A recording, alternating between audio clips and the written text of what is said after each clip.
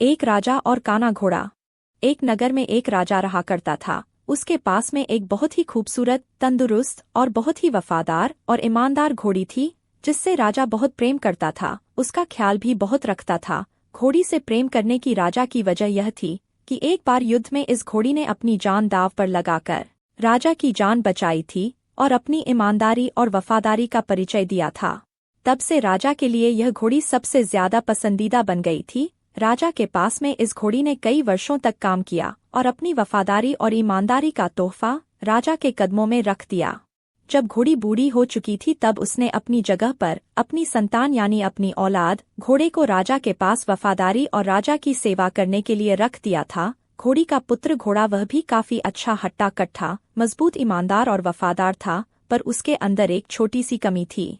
वह देखने में थोड़ा कमजोर था, यानी कि वह थोड़ा काना था। घोड़े की इस बात को लेकर के घोड़ी हमेशा परेशान रहती थी कि अब आगे मेरे बेटे का क्या होगा, कैसे वह अपनी जिंदगी को जिएगा। एक राजा के पास काना घोड़ा कैसे सरवाइव करेगा।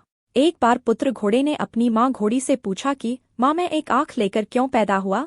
तब घोड़ी ने कहा कि बेटा, जब तुम मेरे पेट में थे तब मैं राजा को लेकर के युद्ध पर जा रही थी, पर मेरी अचानक से तबीयत खराब होने लगी तो मैं थोड़ा सा लड़खड़ा रही थी, तो उसी वक्त राजा ने एक चाबुक मुझे मार दिया, जिस वजह से तुम काने पैदा हुए।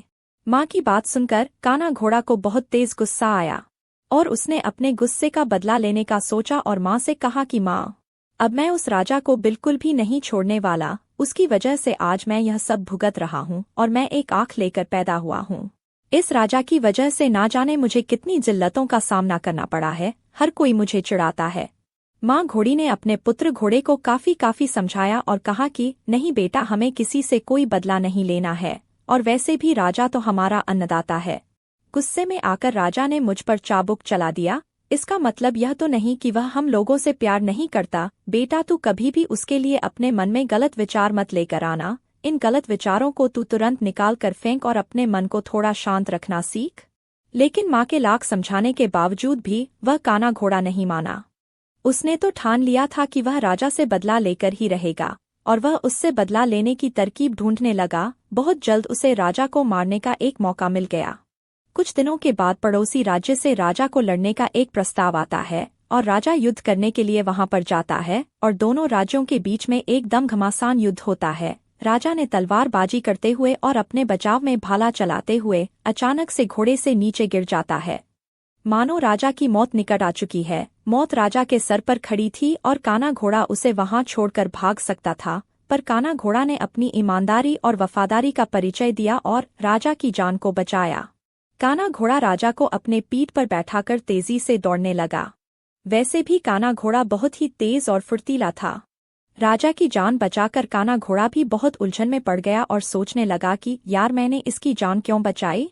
और वह अपनी माँ के पास गया और उसने अपनी माँ से सवाल किया कि माँ, जिस इंसान ने मुझे काना बनाया है, आखिर मैंने उसकी जान क्यों बचाई। मैं उसे वहां मरता हुआ देख सकता था, पर मैंने ऐसा क्यों नहीं किया। आज कितना ही अच्छा मौका था मेरे पास अपना बदला लेने के लिए। पर माँ कहती है कि बेटा, तुम्हारे अंदर मेरा खून है, इसलिए तुमने राजा की जान बचाई, क्योंकि हम अपनी ईमानदारी और वफादारी के लिए जाने जाते हैं। तेरे अंदर मेरे अच्छे संस्कार हैं, इसीलिए आज राजा जीवित है। मेरे संस्कारों के विरोध में तू कभी खड़ा हो नहीं सकता, क्योंकि तेरी माँ ने बरसों राजा के यहाँ पर अपनी वफादारी और ईमानदारी का तोहफा राजा के कदमों में रखा है। इसलिए राजा हम सब से इतना प्रेम करता है। वफादारी और ईमानदारी तो हमारे रगों रगों में नदी की तरह बह रही है। कहानी से सीख। अच्छे संस्कार में पला बड़ा बच्चा कभी भी गलत रास्ते पर नहीं जा सकता। यदि आपके संस्कार अच्छे हैं तो वह आपके दिए हुए वचनों को जरूर निभाएगा, चाहे उसके लिए उसे कितना ही दर्द क्यों न सहना पड़े। वह अपने संस्कारों को कभी नहीं छोड़ेगा। दोस्तों, संस्कारों का बीज तो घर से ही लगता है। जैसे कि मकान बनाते वक्त नींव को मजबूत किया जाता है, वैसे ही अपने बच्चों को संस्कार देने के लिए बचपन से ही उसके अंदर अच्छे संस्कारों की नींव को मजबूत किया जाता है, ताकि वह बड़ा होकर सही गलत और अच्छे बुरे के फर्क को अच्छे से समझ सके और वह संस्कारी बन सके और गलत कर्म करने से बच सके। दोस्तों, आपको ये कहानी कैसी लगी, कमेंट में अपनी कीमती राय जरूर दें।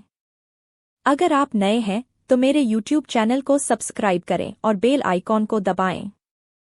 मिलते हैं अगले वीडियो में, तब तक के लिए धन्यवाद।